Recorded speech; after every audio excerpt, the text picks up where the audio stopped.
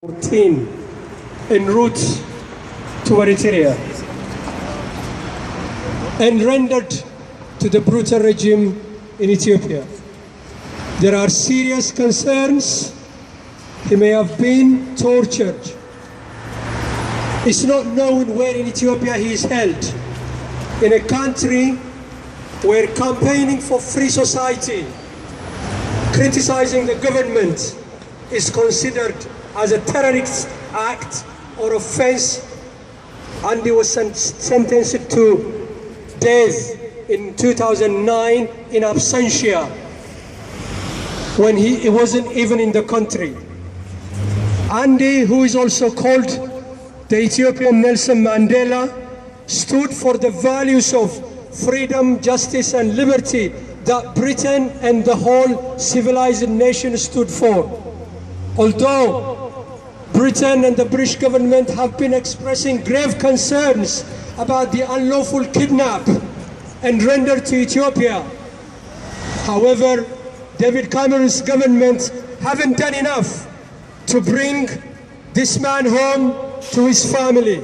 British parliamentarians, we understand, were meant to be traveling to Ethiopia to visit him and to ask for his release and for his safe return to his family.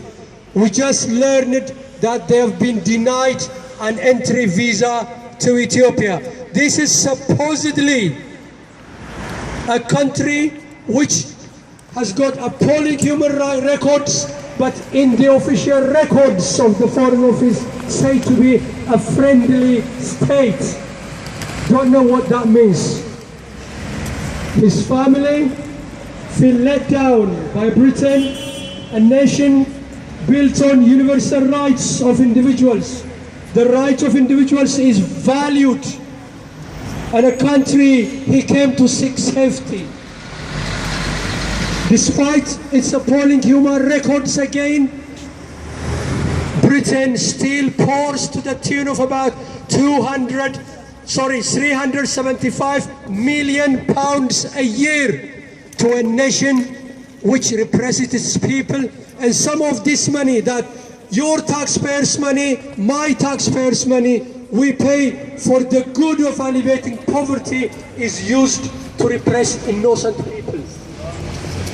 Andy has been detained in an unknown place for over 230 days and still counting, and welfare and his life is at serious risk.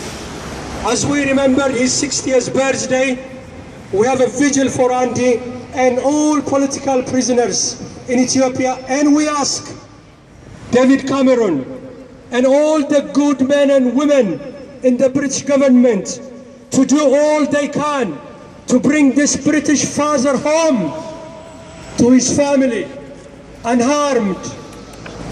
As the great statesman Edmund Burke said, all it takes for evil to triumph is for good people to do nothing.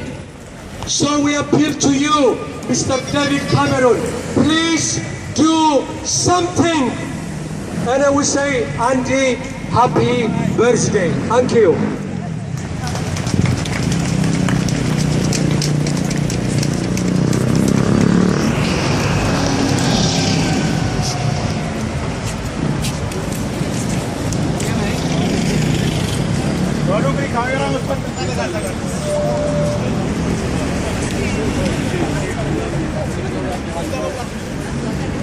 Hi.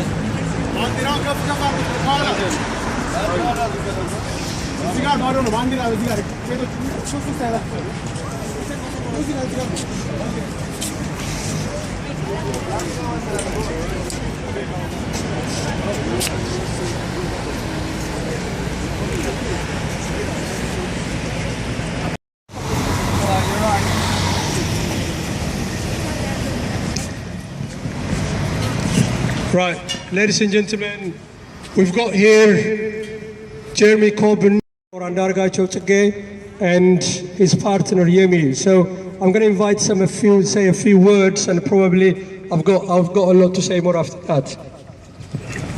Friends, thank you very much for being here today. We've just been across to Downing Street to hand in a letter to the Prime Minister asking the government to take serious action to ensure that Andy is released. And I've just tabled a motion to Parliament, which I will read to you now, if I may.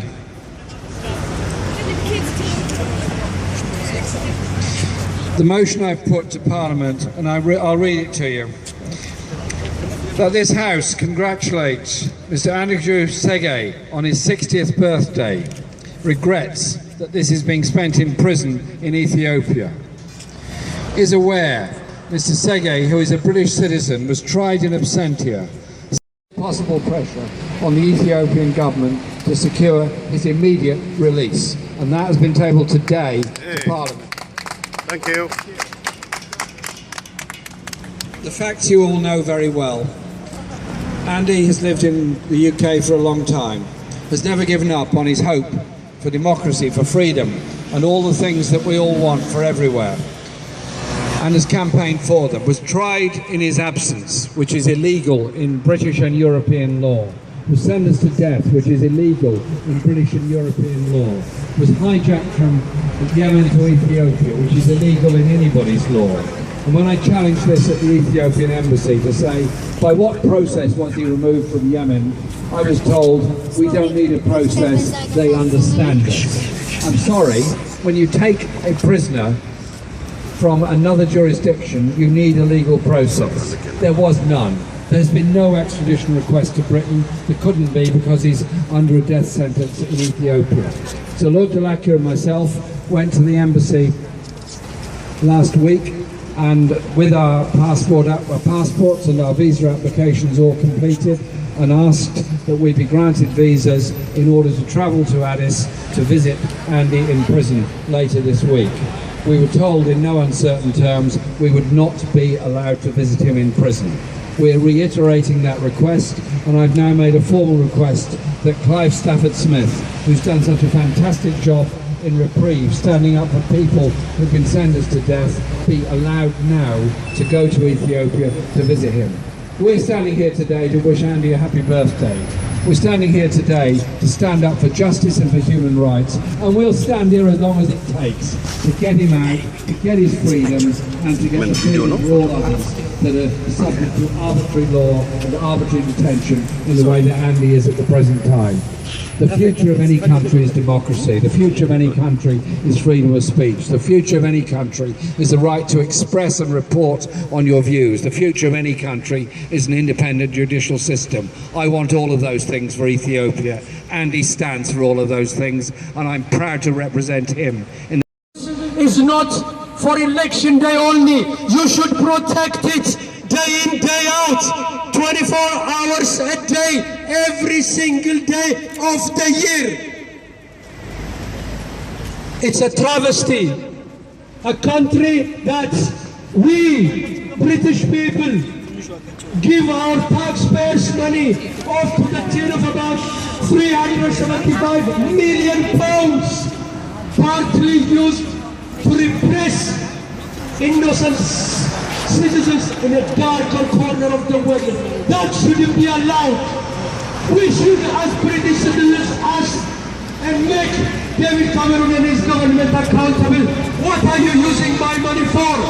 If you are not using it to eradicate poverty and to stand up for freedom and justice, I don't want it to be used for repressing people anywhere in the world. There shouldn't be a double standard. Freedom has no color. In Ukraine, in Syria, in Ethiopia, in Afghanistan, in Yemen, it's all the same. You don't choose where you speak about freedom. So, to David Cameron we say, as the great statesman Edmund Burke said, all it takes for evil to triumph in this world is for good men and women to do nothing. Please, please, please do something. Demand Andy's release and come back home to London. Act now. We say, happy birthday, Andy.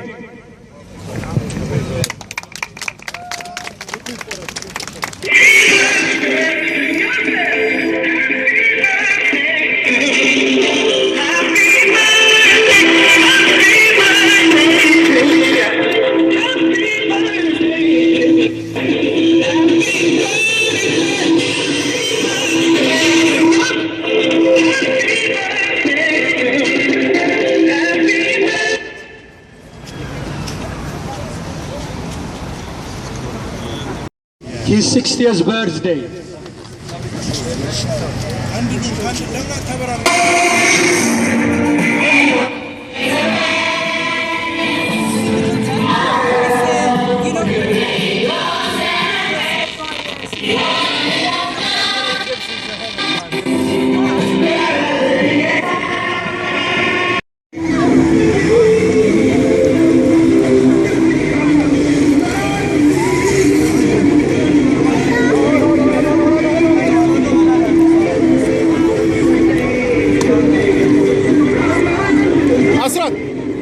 أسرع كل فستين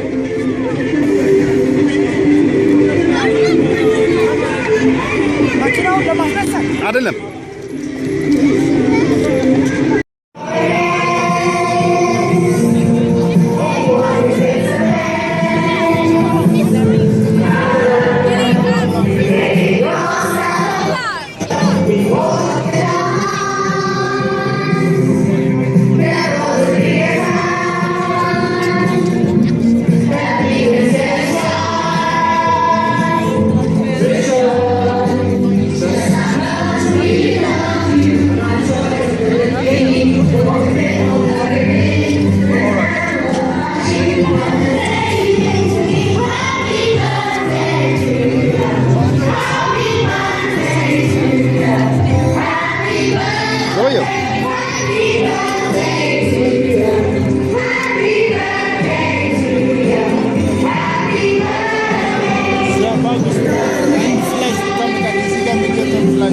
Taliban.